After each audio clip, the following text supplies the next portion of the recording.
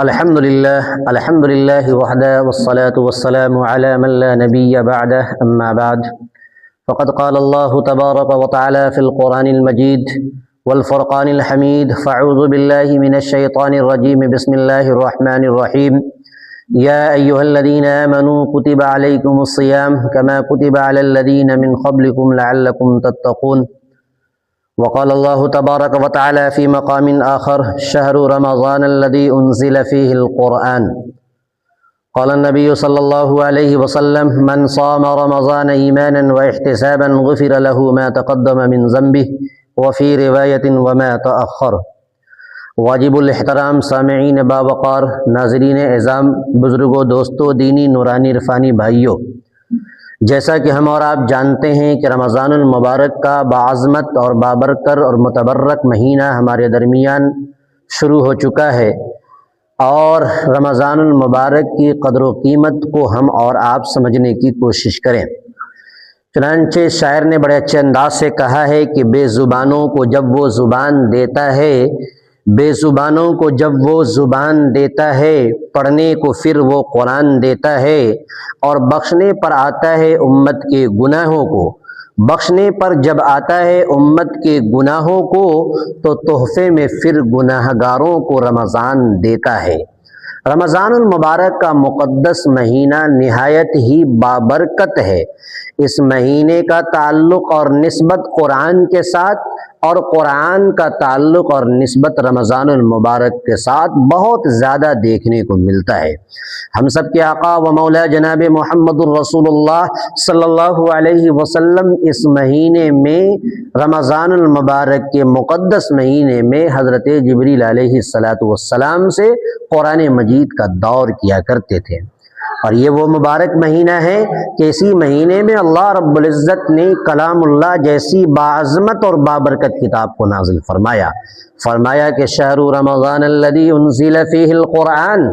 کہ یہ وہ مبارک اور متبرک مہینہ ہے کہ اللہ تبارک و تعالیٰ نے اس مہینے میں قرآن کریم کو نازل فرمایا ہے، اور قرآن مقدس کا تعلق رمضان سے، اور رمضان کا تعلق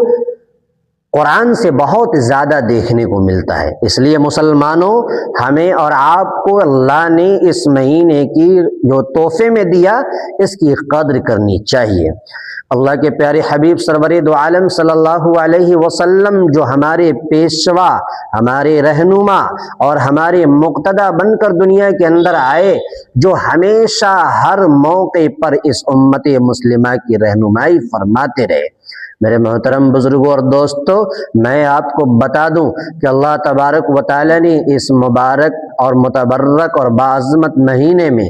روزے داروں کو اللہ تبارک و تعالی 5 تحفے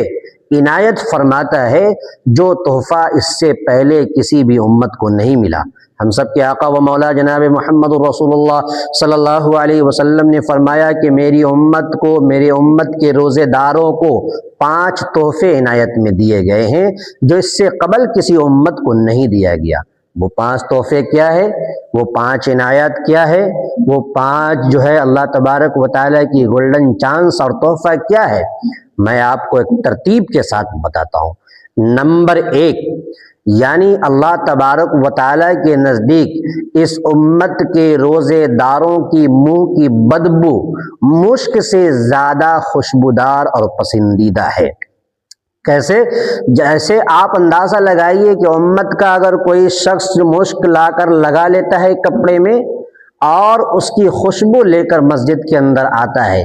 اور ایک وہ آدمی ہے جو اللہ تبارک و تعالیٰ کی رمضان میں روزہ رکھ کر صاف ستھرے کپڑے پہن کر مسجد میں داخل ہوتا ہے، تو اللہ تبارک و تعالیٰ اس روزے دار کے منہ سے نکلنے والی بدبو کی خوشبو کو اتنا زیادہ پسند فرماتا ہے کہ اس آدمی کے لگائے ہوئے مشک کی خوشبو کو پسند نہیں کرتا۔ معلوم یہ چلا کہ روزے داروں کی منہ کی بدبو اللہ کے نزدیک بہت زیادہ پسندیدہ ہے۔ نمبر 2، اللہ کے پیارے حبیب سرور دو عالم صلی اللہ علیہ وسلم نے فرمایا کہ اس امت کے روزے داروں کی مغفرت کے لیے اور ان کے لیے جو ہے اللہ تبارک و تعالیٰ کی نورانی مخلوق فرشتے بھی استغفار کرتے ہیں۔ کتنی بڑی بات ہے، فرشتے جیسی معصوم مخلوق اللہ تبارک و تعالیٰ کے بندہ یعنی روزے دار بندوں کے لیے استغفار کر رہی ہے، اور جس شخص کے لیے فرشتے استغفار کر لے اللہ تبارک و تعالیٰ ایسے لوگوں کی خاص مغفرت فرما دیتا ہے۔ نمبر 3، اللہ کے پیارے حبیب سرور دو عالم صلی اللہ علیہ وسلم نے ارشاد فرمایا کہ اللہ تبارک و تعالی ہر رمضان میں جنت کو مزین کرتا ہے۔ کس کے لیے مزین کرتا ہے؟ روزے داروں کے لیے، اور فرماتا ہے کہ تمہارے درمیان ایسا شخص آنے والا، ایسا بندہ آنے والا جو روزہ دار بندہ ہوگا، جو روزہ رکھ کر روزے کی مشقت کو برداشت کر کر، مصیبتوں کو برداشت کر کر، اس لیے جنت کو ہر سال اللہ تبارک و تعالی روزے داروں کے لیے مزین کرتا ہے۔ اور نمبر 4، اس ماہ مبارک کے اندر اللہ تبارک و تعالی سرکشوں شیاطین کو قید کر دیتا ہے، اور فرماتا ہے کہ اس امت کا ہر فرد بشر رمضان المبارک کے علاوہ جو گناہ رمضان المبارک کے علاوہ مہینوں میں کرتے ہیں، رمضان المبارک میں اسے چھوڑ دیتے ہیں۔ سوچنے کی بات ہے، ذرا غور کرنا چاہیے کہ اللہ تبارک و تعالی کے لیے لوگ پورے گناہ کو چھوڑ دیتا ہے، اور شیطان کو جب قید کر لیتا ہے، اور اس بنیاد پر تاکہ لوگوں کے اندر حیا ہو، شرم ہو، جو غیر رمضان میں جو گناہ کرتے ہیں اور رمضان میں چھوڑ دیتے ہیں، رمضان کی برکت سے ان تمام گناہوں کو چھوڑ دے، تو گویا اللہ تبارک و تعالیٰ اس امت کے لیے، ان کی حفاظت کے لیے اللہ تعالیٰ سرکش اور شیاطین کو جو ہے قید کر دیتا ہے۔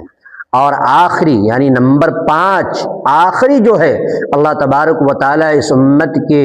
تمام روزے داروں کو اللہ تبارک و تعالیٰ دیتا ہے کہ جب رمضان المبارک کے آخری رات میں، یعنی اللہ تبارک و تعالیٰ تمام روزے داروں کی بخشش فرما دیتا ہے۔